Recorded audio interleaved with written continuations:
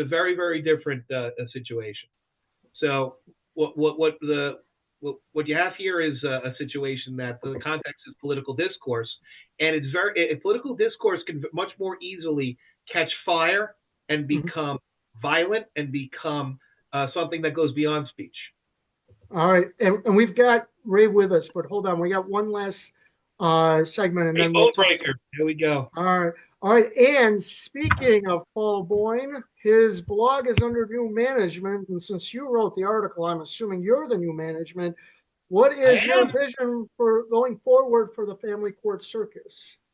So the Family Court Circus was purchased from prior management by another entity. I have been appointed and made the managing editor, the editor-in-chief of this venerated, world-famous publication.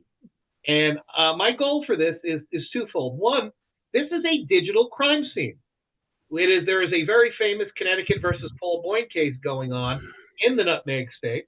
And so we must retain everything that was stated previously, for the digital crime scene. So long as that case is pending, the truth needs to be there. That's what's called the best evidence.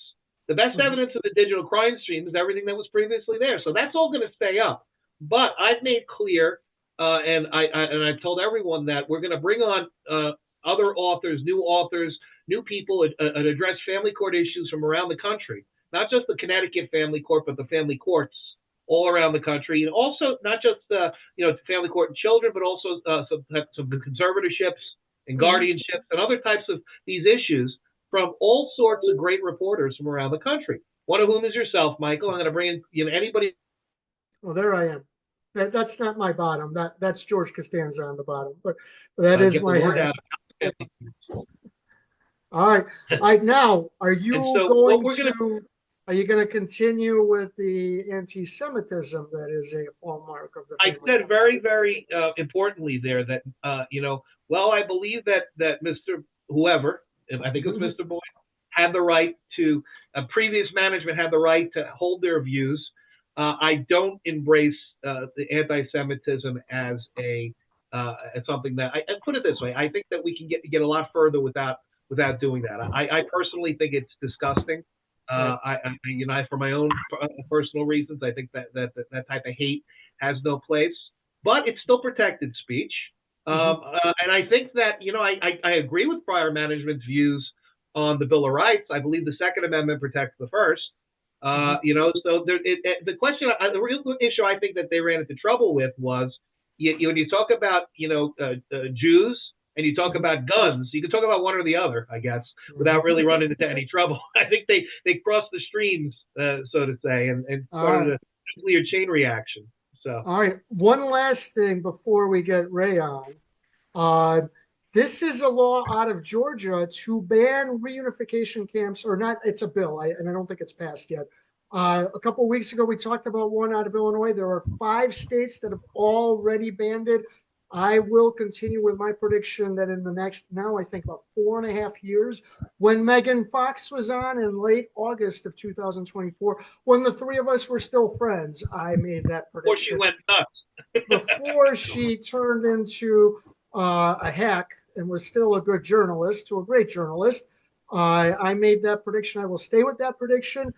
Both Illinois and Georgia now have bills going through their state legislatures. And look at these. They are all Republicans. I think the state of Georgia is mostly Republican state legislators. But so I'll follow both of those bills. And we have Ray Bonecrusher. I don't think that's your real last name, but you on YouTube, it's called Bonecrusher. And so you have been following the same story that we've been following with the Hales. So my first question, how did you get interested in like, from your perspective, what's the appeal? Why are so many people interested in this story? Hopefully you can hear me okay. Yeah, we hear you great. Okay. Well, initially I got involved because of actually worrying about freedom of speech on the YouTube or on any media, social or anything else. And when I got involved, there was back and forth neighborhood or neighbor to neighbor dispute going on and it kind of got my interest. And the fight that was going on, well, it's kind of hard to explain it, but there was a lot of bully tactics going very quickly on this. In other words, it was just full steam ahead, roll over some people that looked like they couldn't defend themselves when you're on the outside looking in. Let's put it that way. Mm-hmm. And it's kind of hard to explain, but it gets to your conscience it very early. Mm-hmm. And I had made some statements on there to the fact that I thought there was a problem either with a split personality or, something mental issues. I thought it was more than just a neighborhood dispute. Mm-hmm. And I started getting hits from some of these people that follow Mr. Hales' channel. Mm-hmm. And some of them were not that great. I'm just telling you. Mm-hmm. And I did get hits from people that followed Michelle and John, but they didn't hit me like with vile words or threats. Okay. They just said, Ray, you don't know what you're talking about. Get into the background and look at Jeremy. Look what he did before he got here. Mm-hmm. Well, I did. And when I looked at it, I couldn't really prove too much. There was a lot of hearsay. There was some things out there. Part of his stuff is behind a curtain of some kind. Mm-hmm. I did notice that he'd gotten a divorce. I noticed it was within a few days of losing his job or quitting or whatever he did with that religious camp set up in churches. And then I happened to see the dispute he had with the landlord, or actually the owner of a warehouse that he was using. Mm-hmm. And I seen where a relative of that woman had actually stopped there, and he purposely got up as close as he could to that car. And when they pulled out, it looked like they had brushed his leg, but in fact, he had moved so close they couldn't pull out. And he kept trying to force them and was very aggressive to both occupants, one an older woman and another an elderly gentleman that happened to be related to the warehouse owner. And it just looked like this is being a forced thing for assault, if you will. Mm-hmm. And boy, if this guy does that to somebody like that, and this neighborhood just is going on, and other people started saying, well, he likes to sue people. And in fact, he kept his wife in court, his ex-wife, over the years. And to this date, I think there's probably, if you look back, you'll see some court cases as late as, I think, last year, but I'm not real positive because I didn't go all the way into the family court situation that was going on there. As I got deeper into it, I got more threats. And one of them was from Mr. Hales on his channel has said that everybody that had voiced opposition to what he was doing, he was going to knock on their door and those people would cry like a baby and run off. I don't know if you've ever listened to me, but I'm not a person who'll back up. And I don't care how old I am or how tough you think you are. There's no way I'd ever back up. I just won't. It's not never. I'm not that kind. Mm-hmm. And the best way to get my attention is to threaten. And then now I'm going to go look. And that's what I started doing. I started looking. Now I'm not tech savvy. I retired over 15 years ago. That's the last time I took a class on this thing. I didn't even want to learn how to use these things. If you can imagine, I mean, I've known them since very first. Back in the 50s, they built the first one. I don't know if you're aware of that. It was about half the size of my garage. The University of Iowa actually made that. The very first computer. The first computer. Okay. Right. And it was slower than the mind, much slower. Mm-hmm. Well, anyway, getting past that, that's all BS. But the habits of this guy, more and more, it came out as a bully effect. Well, slowly but surely, there's a word that comes up all the time: money. Mm-hmm. Okay, so now I'm looking at him and I'm saying, okay, now I see what this guy is all about. And I've dealt with people like this in the corporate world for years. Mm-hmm. And they always say the corporate heart very cold. And I think you probably would agree with me on that. You make some decisions that aren't in the best interest of the people you're dealing with, but only with the people that are your partners in business. Mm-hmm. And I thought, wow, now this guy, he does have enough college education and he knows how to speak. He's not afraid to get on there and pull people in. Mm-hmm. Now, the best speakers in the world are preachers, ministers. Mm-hmm. They raise millions and millions of dollars. There's no doubt in my mind, if he wasn't doing what he's doing right now, he would be one of Falswell's best pals because he's that good behind the pulpit, except Mm-hmm. for one thing. Have you ever followed one of his? Have you ever listened to him preach? A little bit. What's the problem? Did you ever hear the one where he told the joke about this elder woman that was listening to him and said that she wouldn't come back if he came back? No. Well, he used it as an example. Okay, this older woman didn't like him that he was preaching, and he thought maybe he wouldn't be invited back because this elderly woman in the congregation didn't like him. And he gets a call from the minister. Now, this is a joke, okay? Mm-hmm. And the minister said, would you please come back and speak again? And he said, well, something about the fact I didn't know if I'd be invited because, this elderly woman doesn't like me. He said, we would like you to come back and preach I don't know if it was every week or every month. In other words, he used a joke against an elderly parishioner, mm-hmm. which was in bad taste in the first place. And I've never heard a minister do that type of joke that would have in any way that was derogatory in any sense of the word, especially since an older, an elderly person that's in your church, you're going to do everything you can to keep that person in your congregation that's possible. They are your base of your church. And, I know that firsthand because, years ago, I happened to be a trustee in a church and we spent a lot of time with the elderly, especially the ones that couldn't attend. And we would have never done anything like that to disparage their image or the fact that they were old. But then I got to thinking back, he treated this gal that was pretty old at the warehouse pretty crappy. I mean, really did. And he right to this day has one that he's named after her at the front of his schoolhouse that he actually lives in now. So you can imagine he has carried this hate stick to another town. And it's been, 5 years since that happened? 4 or 5 years since he got out of the court cases with this woman and has not let it go.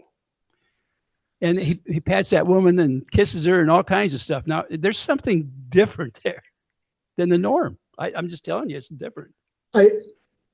Rick, remember when we interviewed Lindy Morelli? It's basically the exact opposite philosophy. She's all, you got to let it go. You can't keep that hate bottled up. And she was the victim of a sexual assault as a child, as a youth, or as somebody much younger than she is now, and has been able to forgive. So one thing I noticed, he carries a lot of hate for a lot of different groups. He's on video making anti-gay comments. What do you think of the anti-Semitic slur that he uses against Bruce Matzkin, who is the attorney for the neighbors he's suing, Bruce Foreskin? You think that's anti-Semitic? I believe it is. It completely is. It's not good business practice either, by the way, to do something like that. But I wanted to add, Rick got Rabbi Belinsky to comment on it. This is, and I'll give the group, but a second Jewish group has come out against it. Jeremy Hales hates Jews, disgusting individual who stands against humanity. The Jew hater is an ugly person and scum.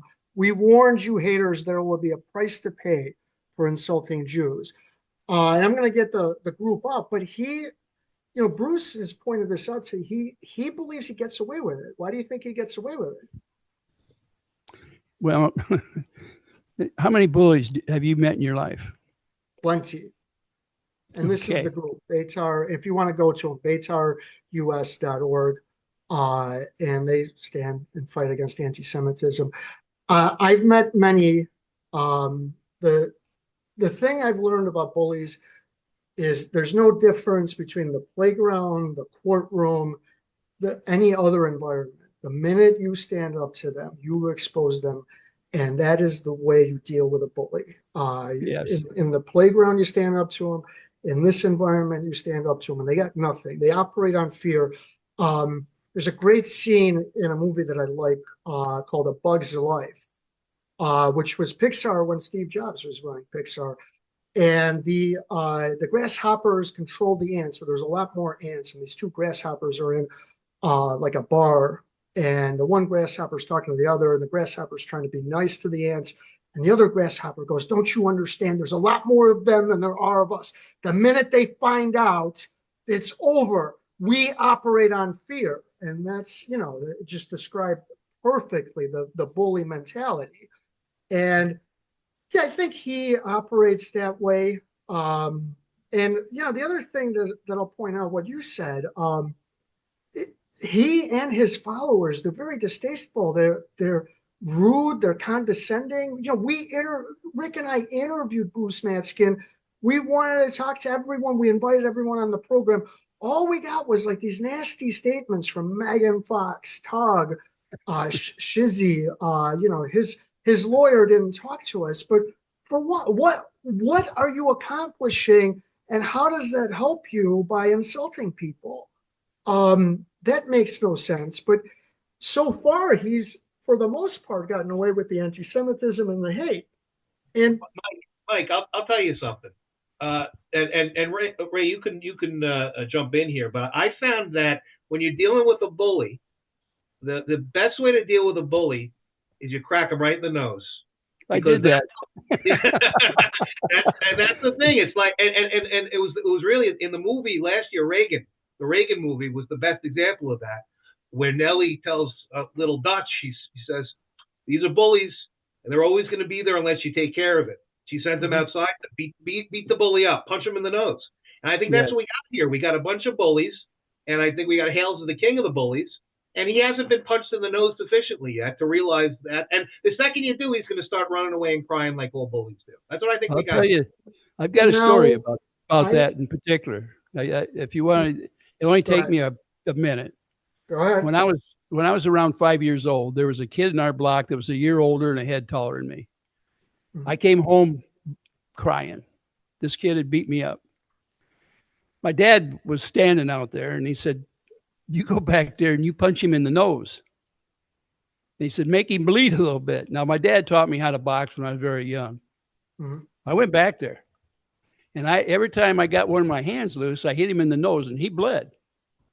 I come back up there's actually an alley about a block long there. I came back up there, and I was smiling, and I had blood all over me. My T-shirt, my clothes, my arms, but I was a happy one. I wasn't crying this time. My dad said, "Well, what happened?" And I said, "Well, I kept hitting him in the nose, and he started bleeding. He didn't want to fight anymore." And I said, he was holding my arms down. I couldn't get loose. And he said, "If you promise not to hit me, I'm going to let you go." And so he let me go. And I went home. But I went to school with this guy all the way through until I went in service. And he never once said anything negative towards me the rest of my life. So I stood up to him. He was still tougher than me in high school, but he never tried me. Yeah. The same anecdote. The same anecdote. I used to go back and forth with Tug and Shizzy, a little bit with Megan. They don't even respond to my emails anymore. So in that sense, you've stood up to bullies. But I think it's easy to stand up to a bully in a playground. It's somewhat easy to stand up to them through the media. But legally, I think it's hard. If you're a legal bully, how do you stand up to a legal bully in the courtroom? Well, he has money and influence. Now, I want to tell you something else. The people that got next to him, and, we're talking about Megan and Shizzy and Vet Nation and, the Rat Man or Ratus, whatever he is. If these people ever decide to turn against him, he will pursue them. And he has the money to do it. Not any one of them has his ability to get money. None of them. All of them put together can't. And they know that.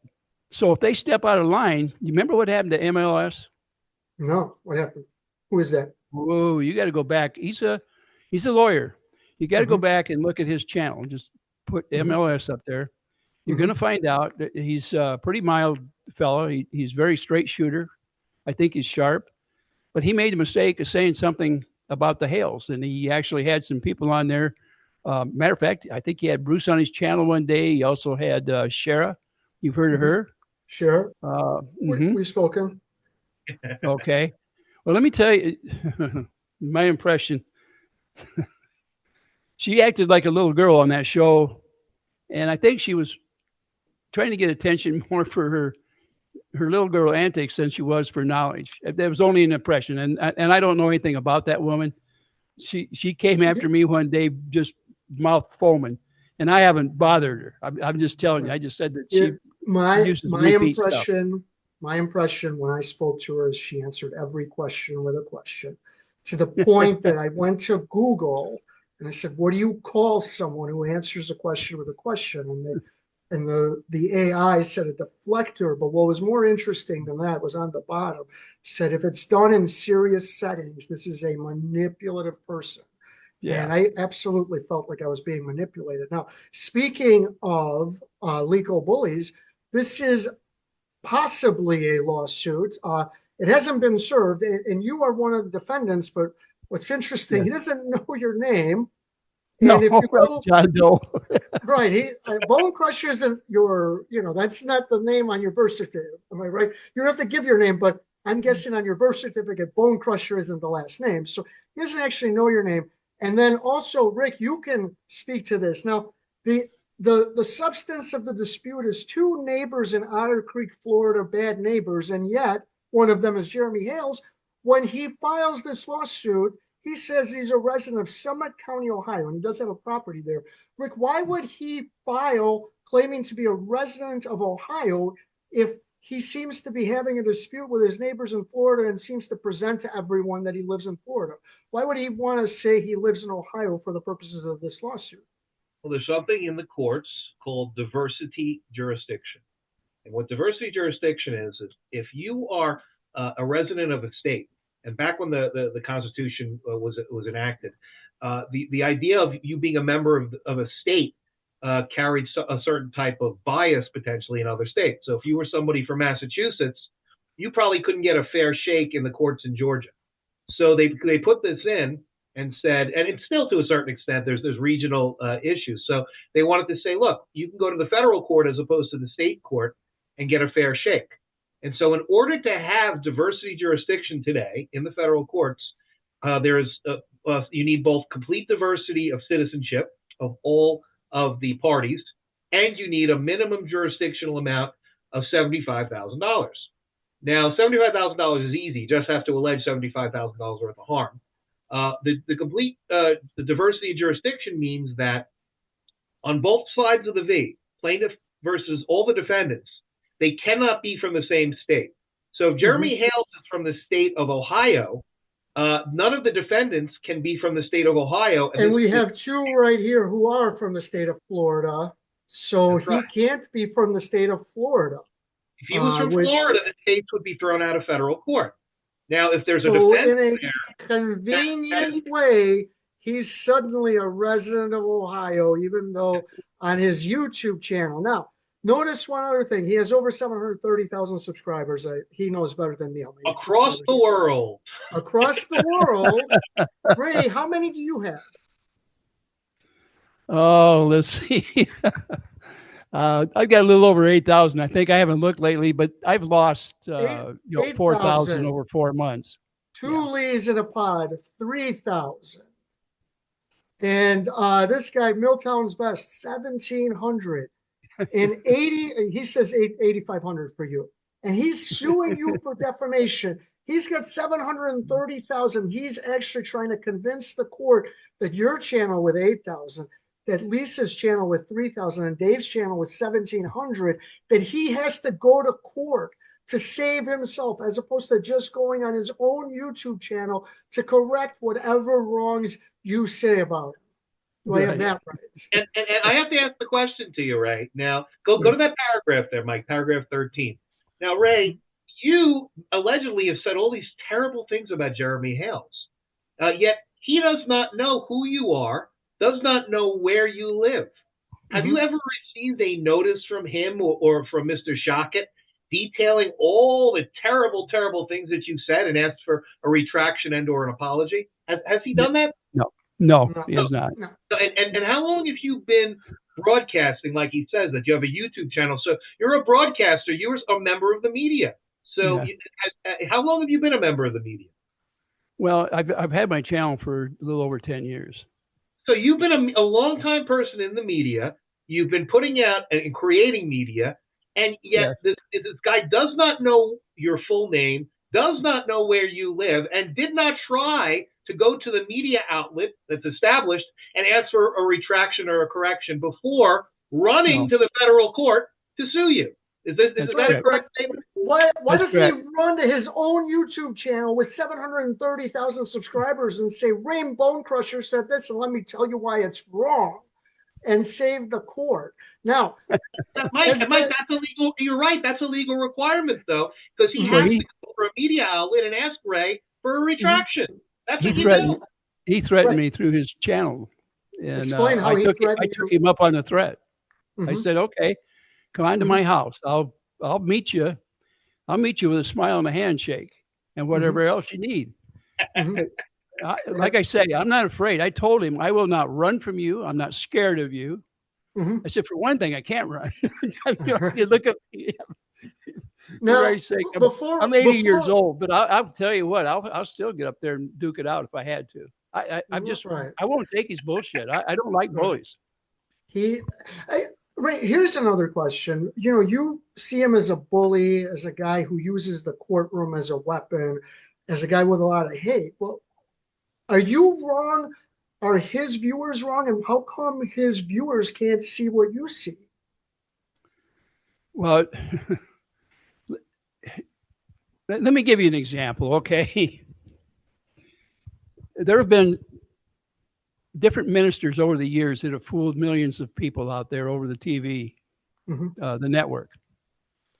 And quite frankly, they speak and they get a crowd of 50s and above. And those are the people that are supporting his channel monetarily. If you don't believe me, you can go in there and look at the stats and it'll show everything that I'm telling you, because the same people that are backing him actually back me. Not the same persons exactly, but the age group. And a lot of these people are lonely people and they want to believe in something. And he's brought up different things, and he uses speech. Number one, he tells you at least 3 times what he wants to get across. Every speech he gives, he's very articulate in it. And Richard, you're a lawyer. When you want to get something to the jury, that's derogatory. I will send you a cease and desist if you continue to call me a lawyer. He used to be a lawyer. I meant, please. Excuse me. I meant at one time. But when you want to get something across to a jury and you're talking in front of a group, you always repeat at least 3 times during that the point you're getting across. You set it in your speech, and it's a way of it's a memory thing. It forces it into the brain, and those people will remember that. That's why you see a professor, if he speaks, he'll always bring up the important parts of a test and bring it up 3 times. In all the years, there's been times where I had to teach adults. An adult isn't easy to teach because their mind isn't as quick anymore.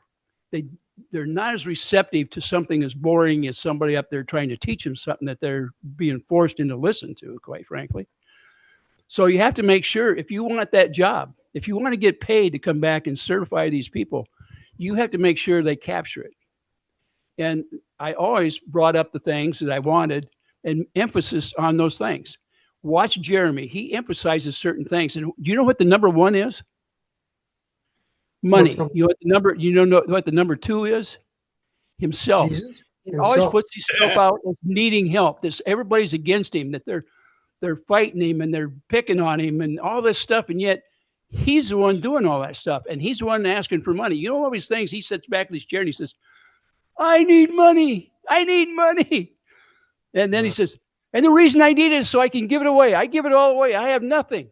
And yet he has a house worth $1 million close to it.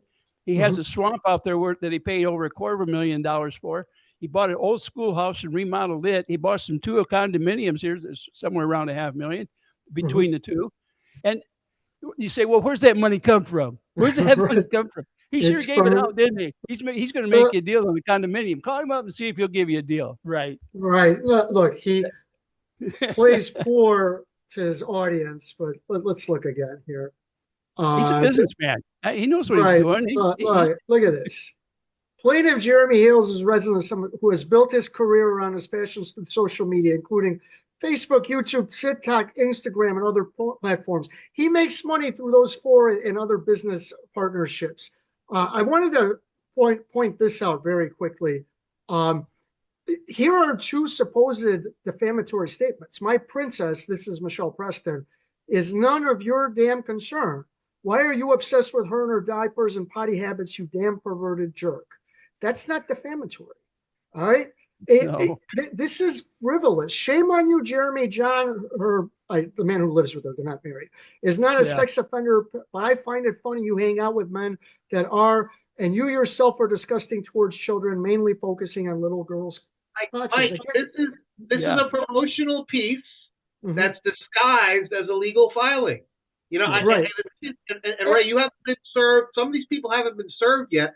I don't know how he's going to serve Ray. He doesn't even know what stage. I don't think Randall Scott has the moxie, has the balls to serve this, because the second he does, there's jurisdiction and the court has to deal with it. And he could get censured, sanctioned, maybe even disbarred for putting this crap into the court. This is like, and the thing is, we might be the idiots here because we're the ones that are talking about it. This is a press release. And we're the ones talking about it, basically. And he's using the courts to do it. So there has to be some type of mechanism here. If you're not going to go after Jeremy Hales, they might as well go after Randy Shockett and hang his license up on the wall and burn it. Because what he's doing is he's making a mockery out of the justice system by putting stuff like this in the court. It goes to show you can pay your, I guess it's $400 or $250, whatever the filing fee is nowadays in federal court. You can pay your filing fee, and you can put in any garbage you want, and it's a public document. And then you talk about it. That's this guy's business model. That's what he's doing. All right. Here's another one. Last night's video was so full of lies and bullshit. I'm so glad you decided to take this, and I know it's going to take time to build it, but that's okay. I want to be able to sue him, Sharon. I want to be able to win. That's just not a defamatory statement. Now, what the complaint argues is that Bruce Matzkin, who now represents Michelle Preston and John Cook, was seeking to build an anti-Hales ecosystem and got into a conspiracy with you and others. There are 10. So were you involved? Is there a secret meeting that I haven't been invited to? Do you guys get on Zoom every Tuesday to talk about You know, we all have our own channels, and we don't always follow each other's channels. And we don't agree 100% at any one time. None of us do. We're all independent people. And if you go into our channels, you'll find out each of us is independent from the other one because our speeches are different. Our beliefs are different. Very few of us live in the same state. We're kind of spread out. The biggest thing was most of us have a heart. And in my mind, if you're a religious person, you would rather help a person up rather than kick them when they're in the gutter. That's just that's how I believe. That's how I was brought up.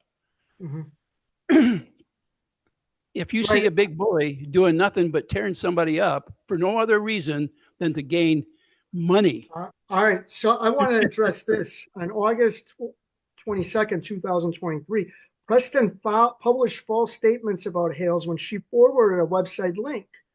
Now, he has made a homophobic tirade. That's on video. It's on my YouTube channel. But it's not you don't publish a false statement by forwarding a website link. That's not how it works. All right. Yeah. This is so frivolous, this paragraph right here. It's unbelievable. Forwarding a link, even if it is a defamatory link, is not in itself defamatory. And he has gone on homophobic rants. So that's not defamatory anyway. This lawsuit is filled with this. This is one of the most frivolous lawsuits I've ever seen. I don't blame Jeremy Hales. I blame Shockett at the end of the day because Jeremy Hales isn't the one who filed this. The fact of the matter is, Shockett's the one that put this into a federal court, brought this crap in front of a federal judge, and our taxpayer dollars go to support the entire federal judiciary. This is a frivolous lawsuit. There's Rule 11 sanctions that should be imposed immediately. And if the money isn't going to be good enough, and they should hit Hales and Shockett with it, they have to start taking actions against Shockett as an attorney. This is a disgrace. It really is a disgrace, because you learn it the first day of law school. You learn that if you have a claim, the claim has elements.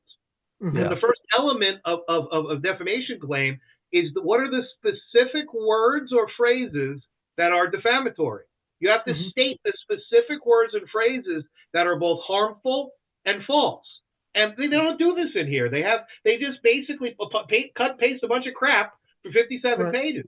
That's what it is. I also want to add one thing. A lot of this lawsuit is based on text messages that were sent privately between Michelle Preston and others to Shara, the woman you mentioned before, at a time when they trusted her. And then she turned on them.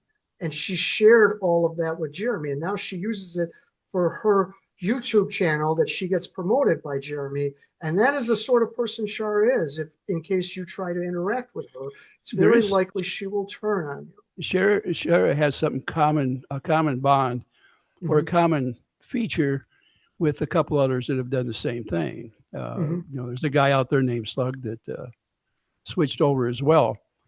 And there's another person out there that, I'm not going to name everybody out there, but I need the money. That was threatened by Jeremy. I'll follow them.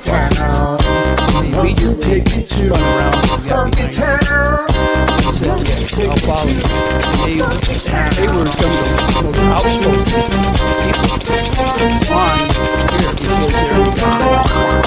people what he does, and let me tell you, it's a smart way of doing things if you want to get ahead. Pick the weakest link, and that's where you break the chain.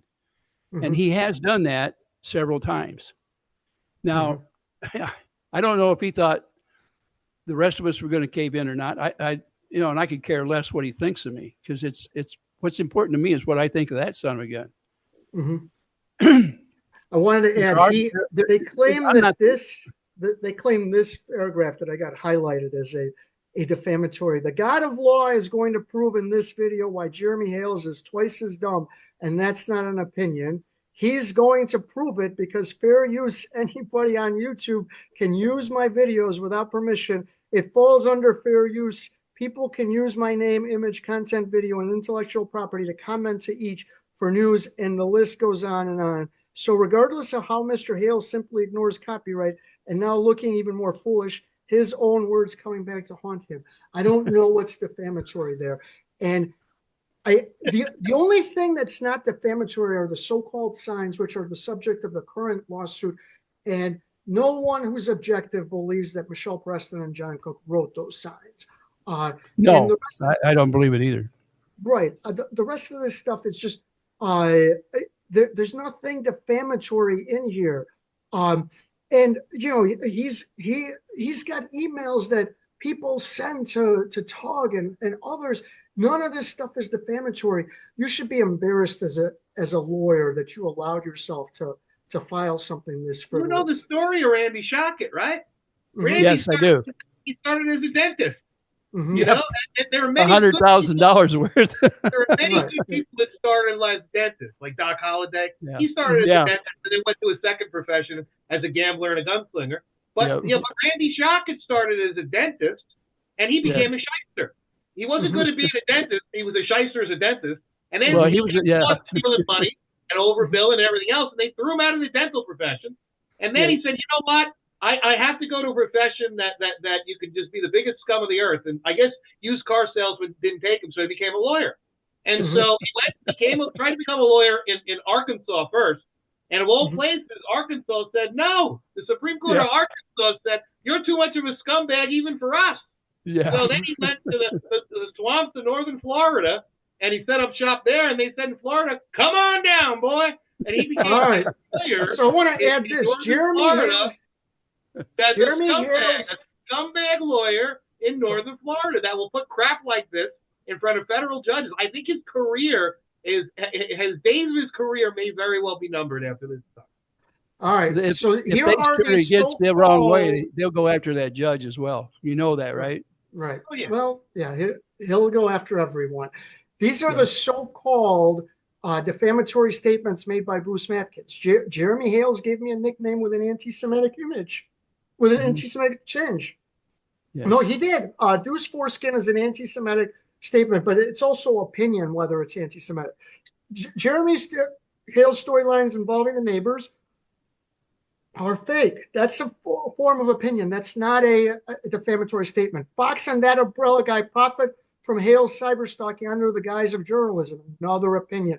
Jeremy Hales is a public stalker of private victims. Another opinion. Jeremy Hales has fabricated storylines using innocent, powerless people's lives to sell entertainment for profit. Well, yes, that's what you're doing, Hales. That might be true. I think that is. Yes, it is true, but it's also opinion. They trying to turn this into defamation is absolutely remarkable. And by the way, Jeremy, you are what's considered a public figure. You have 730,000 subscribers, so you're going to have to prove a very high standard that's almost impossible to prove. Good luck going into court saying, well, Deuce foreskin isn't anti-Semitic. So that's a defamatory. We had the rabbi on, Mike, right? We had the rabbi on last week, and he said that there were Jews that were tortured, persecuted, and killed for going under the practice of circumcision. You know, they were Jews that throughout history, you know, and that's the covenant that the Jews have that there's going to be a circumcision and the removal of the foreskin, and they have died. There's a history of this, but you know, where Jews have been persecuted and killed to have the right to have their children circumcised, to have their young boys circumcised, and the fact is, this is it's not just insensitive. It's purely anti-Semitic. I was surprised that Jeremy picked on Bruce as being a Jew, because with the background that Jeremy had in supposed learning scripture, and even though it's the Christian side of it, God has chosen the Jews as his children, and to move against the Jews as a race is against our religion. I am a born again Christian, and I wouldn't do it. I wouldn't go against the race at all in any circumstances. If I went after somebody that happened to be Jewish, I wouldn't use that as an excuse, nor would I mention it in any way, because I don't think anybody should hold it against me as being a Christian either. Let me tell you how big a lowlife Jeremy Hales is. He makes anti-Semitic statements. He denies they're anti-Semitic, and then when you say they're anti-Semitic, he sues you. That's how big a lowlife that guy is. He is. It's just remarkable. This is another thing that Bruce said. Jeremy Hales tortured Michelle Preston for content for a year and a half. He almost had her child taken away from her and tried to tell he did all this crap when the damn story would have been Otter Creep. He would have just stuck with that. But he took advantage of someone whom he thought was weak, and he did it all by himself. There's nothing defamatory about that. You did make content for a long time. Yes. But it's also opinion. It's remarkable that he is claiming that these are like defamatory statements, that there's some conspiracy against him, when everyone knows. Mike, is this like a watch list for his audience now? Like 50 friggin' YouTube links? What is this? Yeah. It's like, they don't know, what is this? This is a joke. How does this guy have a license that he allows him to be co-opted like this? Holy cow. What is this? We got screenshots. Now this is like for the people who can't read, this is the menu that shows the pictures. Are you kidding me? You got to be kidding me. Well, he's hiding his statements now. If you look in the last month, he doesn't say much about the Preston or Mr. Cook. You won't see it up there on the top. But if you listen in there, as he goes through the products that he's bought through these lockers, he throws out a hate statement in between. In other words, if you go in there, it's still Jeremy, there. if calling someone a psychopath and douchebag was defamatory, our courts would be so overwhelmed you couldn't even believe it. All right. That's true. People are allowed to call you a psychopathic douchebag. Every media outlet will be bankrupt because I think every one of them has called Donald Trump that. Yes. Are you kidding me? Well, in the last couple of weeks, he said he still wants to do that. Have you seen? This is not a plug, Okay. But have you seen Two Leaves threw up a short video up there of him saying money before yesterday? Money, yeah. And yeah. it is perfect. To me, it is. I should have actually had it queued up right at the end is the most important part where he, in one of his videos, says, my goal is not to win, it's to bankrupt. He actually says it's, it's so obvious what he's doing. And by the way, let's get away with that, Mike. How? How did the federal court judges not take that and sanction the hell out of him and his lawyer? That's the only clip that Bruce Matzkin needs to bring to court. The only clip he needs to bring with him. And frankly, send it to Doge. Send it to Elon. Maybe Elon will put it on Trump's desk, and they'll say, you know what? What are we funding the federal judiciary for out of the Congress and everything else if they're going to be entertaining crap like this? If they're not send it up to them, but they're not going to fool with something like this because it's such small potatoes. And right now the roar in the government in Washington D.C. is at full blast. I'm up there in age, and I've never seen as much going on as there is now. And a lot of the things that are being done are things that I had tried to get done on my channel. Okay, I got pretty political on my channel, and I don't want to say I'm Republican or Democrat. I stand on certain principles. So the things that are happening, whether it's closing our border or paying off our debt, when I say pay off our debt, if our country cannot get back on a pay basis, an equal basis with the world, our savings aren't worth anything. And in 4 years, 40% of my buying power was taken away from me. Now I'm retired. I can't get that back. It's gone. I'll never get that back. You won't get it back. Let me show one other thing about this lawsuit. He constantly points out emails that people sent and says they're defamatory. Technically, maybe, but you're going to have a hard time showing damages by saying, look at all of these emails people sent back and forth about me. This is frivolous on a scale that you just can't believe. Go ahead. And by the way, only under Andrew Jackson was our entire debt paid off. One of my favorite presidents for that reason. But back when Eisenhower was in, I was thinking our debt was paid off, and that was in Eisenhower got it to where the budget was balanced. So Eisenhower did a lot of good things. Right. And remember, we had a big debt from World War II in Korea at that time. Okay. I liked Eisenhower. That's why I said that. And I actually went in the military not too long after that. So, right. I look. The fans of Hales have seen a content creator go from God-fearing Christian man who did everything for the right reasons to doing anything to win and bankrupt his opponents. And he sues 10 people, and with not a hint of self-awareness, he's suing 10 people and saying, when you say I bankrupt my opponents, that this is defamatory without a hint of self-awareness. Ray, he didn't go after just 10. He also listed some more that he is going to sue. There's separate suits. Okay. Yeah. Ray, you're a retired military veteran. You served the country with distinction, and he's suing you. Yes. You're a retired person on a fixed income, and he's coming to bankrupt you. That's what he's doing? Yes. Right. Well, and here's the defamatory statements that we have. What have we said about Jeremy and Michelle and John were involved? What did Jeremy say? I want money. Give me all your money. I can give it back to you. I want money. And this is a defamatory statement. He took he took one of my channels down over that, by the way. Right. This is what he claims. Raym has appeared on other YouTube with the others, thus displaying his relationship. So you appearing on other YouTube channels shows you're a part of the conspiracy, and also you saying I want money. This is what he's suing you for appearing on, and this is how legal bullies work. They want to send the message: don't appear on these channels, don't say anything negative about me. Instead of going on his YouTube channel to correct the record, he goes straight for the lawsuit. Yes. Yep. And Rick, you and I got lucky. We were not a part of this. I'm sure our lawsuit is coming at some point. He's looking at you. I'm planning on going up to Otter Creek to do some investigative reporting with a camera. I might go up to see Preston and Cook. I might be touring the area and having our own report because, I am in Florida and, I love getting on the road. You get me up to Buc-ee's and I'll stop there and get a brisket sandwich and then head on over to Otter Creek. It'll be a fun little excursion. We'll see. This may be, stay tuned. This may be coming in the days ahead. Well, you know what?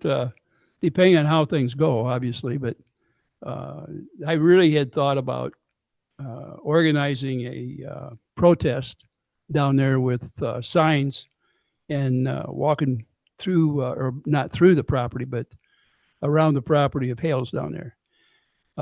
It worked back in the 60s, back in my generation. And it'll work now as long as you can keep it peaceful and keep people from doing damage.